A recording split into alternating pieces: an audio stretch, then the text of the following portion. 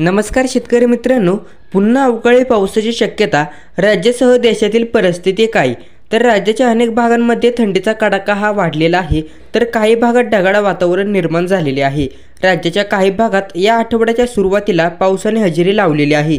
ऐन हिवाळ्यात आलेल्या अवकाळी पावसामुळे खरीप हंगामातील शेती पिकांचे मोठे नुकसान झालेले आहे.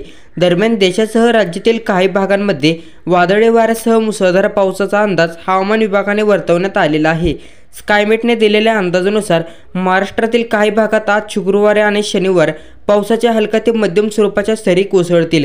राज्यातील कोकण, मध्य महाराष्ट्र, मराठवाड्यातील काही ठिकाणी पावसाचा अंदाज वर्तवण्यात आलेला आहे. यासोबतच राज्यातील तापमानात घट होण्याची शक्यता देखील वर्तवण्यात आलेली आहे. तर काही भागात ढगाळ वातावरण निर्माण होणार आहे.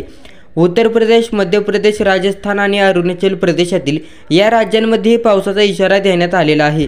मध्य प्रदेशातील खंडवा, झाबुआ, इंदर, धार, बरवानी या जिल्ह्यांमध्ये जोरदार पावसाची शक्यता वर्तवण्यात आलेली आहे. तर काही जिल्ह्यांमध्ये वादळी वाऱ्यासह गारपिटीचा अंदाज वर्तवण्यात आलेला आहे.